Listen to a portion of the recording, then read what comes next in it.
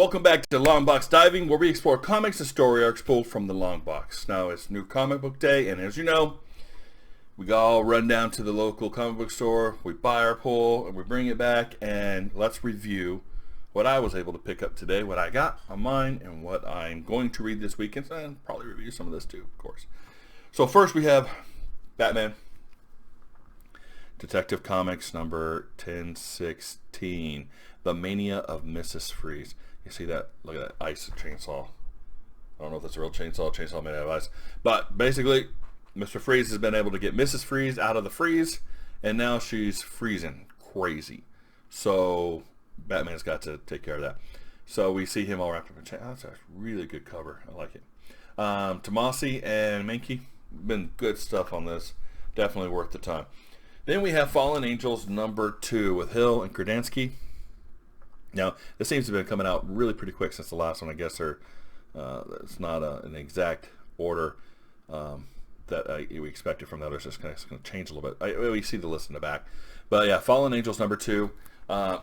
Really good story last time. A technical god, Ahab or something like that.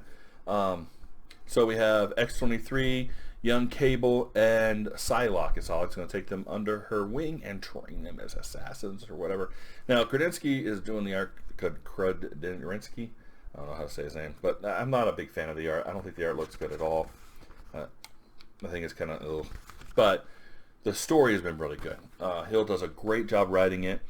Bad news is I don't think Hill's going to be on it for long. I think he's going to take a hiatus in between there for doing some other things and maybe come back to it. I don't know how that's going to work. But as soon as he's gone, the book's off the list until it's back. But Hill's been a great writer. I really enjoy his stuff. So here, Freedom Fighters number 11 of 12. You can see Adolf Hitler III standing right up here. Yeah, that dude right there, he's nuts.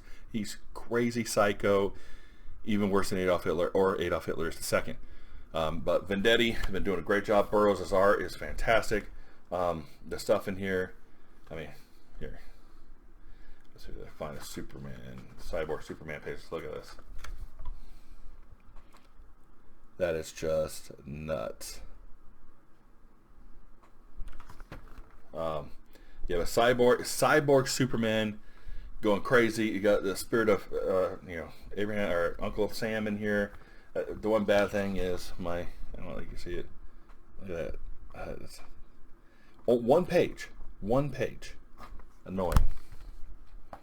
All right. And then we have in Justice League Dark, or Justice League Dark number 17.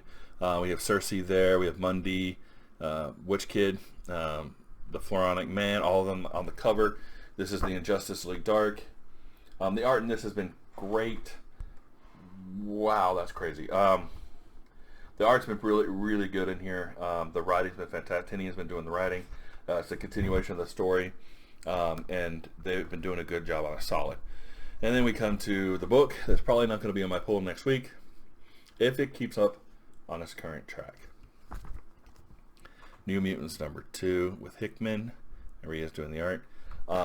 Issue 1, the art was bull crap.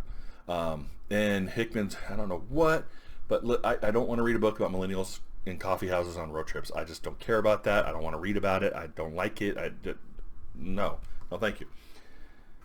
I'm sure it's a book out there for someone. It's just not a book for me.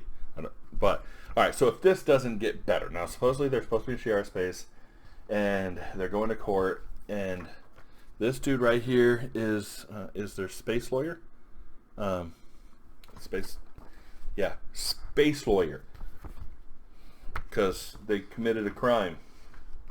But Cannonball is supposed to be back.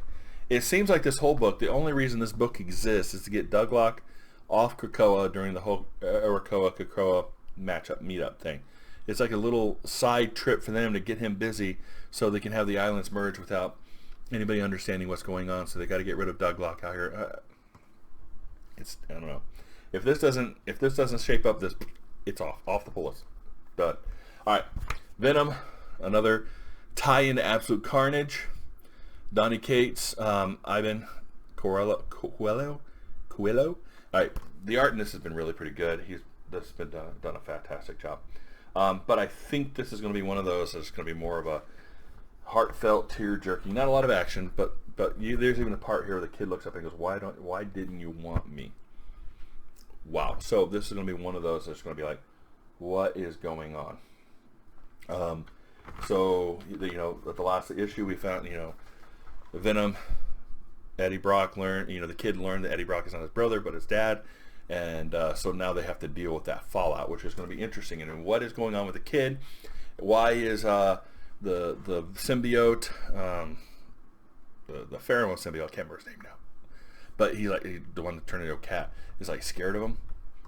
This kid, something's up with this kid.